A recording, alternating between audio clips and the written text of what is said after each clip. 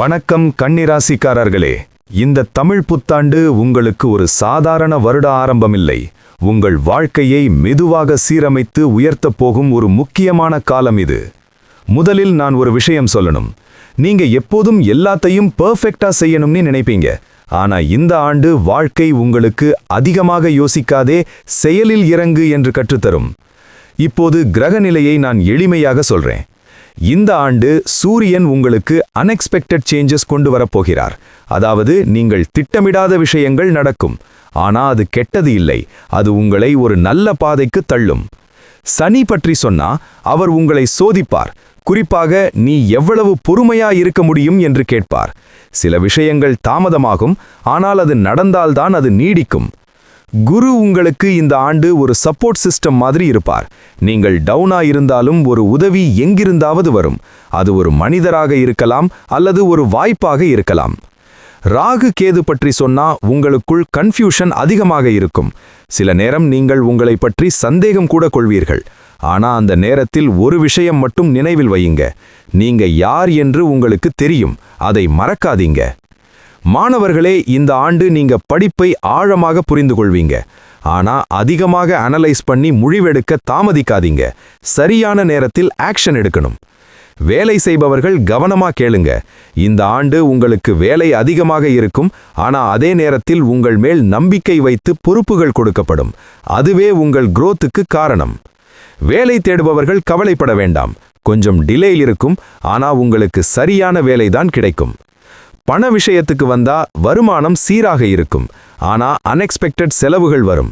அதனால சேவிங் மிகவும் முக்கியம். குடும்ப வாழ்க்கையில் சில மிஸ் அண்டர்ஸ்டாண்டிங்ஸ் வரலாம். அது உங்களுடைய எக்ஸ்பெக்டேஷன் அதிகமாக இருப்பதால கொஞ்சம் குறைத்தால் எல்லாம் ஸ்மூத்தா போகும். காதல் விஷயத்தில் சிங்கிளா இருக்கிறவர்களுக்கு ஒரு மெதுவான உறவு ஆரம்பமாகும். கமிட்டடா இருக்கிறவர்களுக்கு அண்டர்ஸ்டாண்டிங் தான் முக்கியம். ஓவர் திங்கிங் பண்ணாதீங்க. உடல் நலத்தை பத்தி சொன்னா டைஜஸ்டிவ் இஷ்யூஸ், ஸ்ட்ரெஸ் போன்றவை வரலாம். அதனால சாப்பாடு, தூக்கம், எக்ஸசைஸ் இவைகளை நெக்லெக்ட் பண்ணாதீங்க. இந்த ஆண்டு உங்க மைண்ட் அதிகமாக யோசிக்கும். ஆனா அந்த யோசனையை சரியான டைரக்ஷன்ல மாற்றினா அது உங்கள் பிக்கெஸ்ட் ஸ்ட்ரெங்தாக மாறும். ஆன்மீகமாக இந்த ஆண்டு நீங்கள் சேஞ்ச் ஆக போகிறீர்கள். கோவிலுக்கு போகணும், அமைதி தேடணும் என்ற எண்ணம் வரும். அது உங்களுக்கு கிளாரிட்டி தரும். இப்போது மிகவும் முக்கியமான விஷயம், வழிபாடு. இந்த ஆண்டு உங்களுக்கு விஷ்ணு, அம்பாள், அஞ்சனேயர், சிவன் இவர்கள் வழிபாடு மிகவும் முக்கியம்.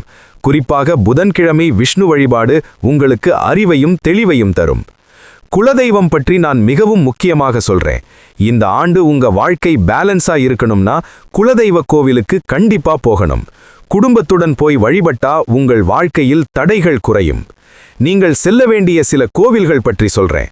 ஸ்ரீரங்கம் ரங்கநாதர் கோவில் உங்களுக்கு மன அமைதி தரும். காஞ்சி காமாட்சி அம்மன் கோவில் செல்வ வளம் தரும். திருவண்ணாமலை அருணாச்சலேஸ்வரர் கோவில் ஆன்மீக உயர்வு தரும். சமயபுரம் மாரியம்மன் கோவில் பாதுகாப்பு தரும். சிறிய பரிகாரங்கள் பற்றி சொல்றேன். புதன்கிழமை துளசி வழிபாடு செய்யுங்கள். அன்னதானம் செய்யுங்கள். தினமும் ஜபம் செய்யுங்கள். இது உங்க வாழ்க்கையில் பெரிய மாற்றம் தரும். இறுதியாக நான் ஒரு முக்கியமான விஷயம் சொல்லணும். கன்னிராசிக்காரர்களே, இந்த ஆண்டு உங்களை சோதிக்கும். ஆனா அதே நேரத்தில் உங்களை உயர்த்தும். நீங்க பேஷியன்ஸுடன் இருந்தா இந்த ஆண்டு உங்கள் வாழ்க்கையின் மிக முக்கியமான டேர்னிங் பாயிண்டாக மாறும். இந்த தகவல் உங்களுக்கு பயனுள்ளதாக இருந்தால் லைக் செய்யுங்கள், ஷேர் செய்யுங்கள், சப்ஸ்கிரைப் செய்ய மறக்காதீர்கள். நன்றி. மீண்டும் சந்திப்போம்.